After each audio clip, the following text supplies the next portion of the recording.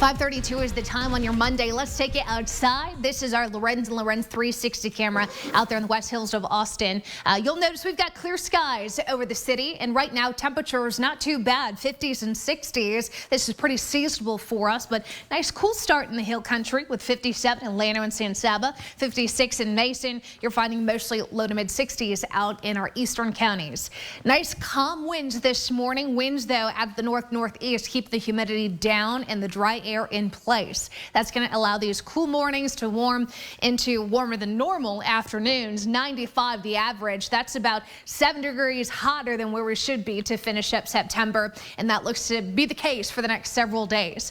Coming up, we're warmer than we should be, but will we see any rain this week? I'll answer that question for you. And more trouble in the tropics with a brewing Caribbean system expected to get into the Gulf of Mexico this week. More on that in your first warning forecast, but until we get there, within the last 10 days, and we're likely to see Currie develop this week, whether it's out in the Atlantic with the 60% probability of a wave there or the 50% probability we've got in the Caribbean. But unfortunately, and I know the season is not done, but this season has really let loose on the Gulf of Mexico. We've had 4 landfalling hurricanes, all of those in the Gulf here, but Hurricane Helene takes the cake for the monstrous storm we've had so far this season. Category 4, 140 mile-per-hour winds, although we never did see those winds verify at the ground. That 140 came from the Air Force, the reconnaissance flight that came out just before landfall. Tampa saw a 7-foot surge, the highest in 100 years. More than 2 feet of rain fell in North Carolina last week. 4 million at one point were without power Thursday into Friday,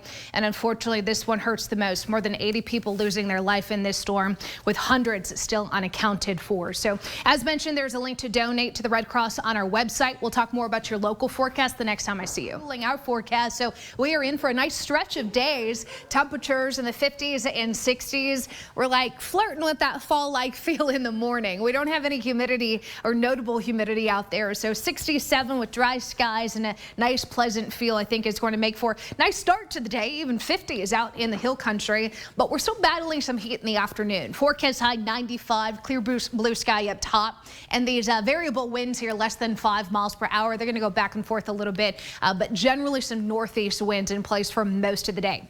Humidity, not something I'm really concerned about this week. With that northeast wind in place, we're going to see relatively low humidity for most of the week. It does start to creep up a little bit Thursday and Friday, but in general, it's not that sticky feeling we had to start this month. Air quality is a problem today, unhealthy for some. For some, we're talking about our vulnerable populations, those with heart and lung disease, respiratory issues, the very young, very old. Today is one of those days that we maybe want to spend more time inside than outside, but this is totally normal for us to see with sunshine, light winds, in high pressure building overhead, very conducive for ozone formation, and that's why we've got bumped down to that unhealthy for some. It's mainly that high ground level ozone we'll be battling today. Looking at our future radar, I'm just going to let this run because unfortunately there's not much to talk about. By Friday, we could squeeze out a couple of spotty showers here. There's not a very good agreement between our models that we'll get anything on Friday, but that will be the best chance with a 10% chance of an isolated shower Friday, and then we'll wipe that clean for the weekend. I'm thinking mainly sunny skies for both Saturday and Sunday. Now looking at the tropics, we've got a broad area of low pressure in the Caribbean with a medium chance of becoming something stronger over the next week.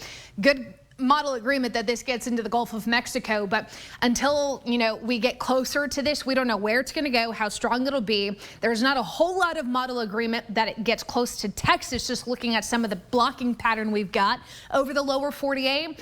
So if I had to take a stab at this, I'm expecting eastern Gulf of Mexico for this storm to get favored, but there's still too much unknown to really nail it down right now. Just know that this week there will likely be at least a tropical depression, maybe something stronger by the time we hit Friday, Saturday. Tropical storm Isaac moving north, not affecting land. Tropical depression Joyce, tropical depression 12 right behind it, and then another wave with a medium chance of further development way out in the Atlantic. Good reminder that yes, we are still in hurricane season, and this is normal to get those things starting to pump out and become further organized. 7-day forecast, sunshine for most days. There's that low rain chance Friday. Not a whole lot of range in the afternoon highs, 94 to 96 every single day, with your overnight lows in the upper 60s to low 70s. That's a look at your 7-day forecast. Let's get you back over to Erica with the check.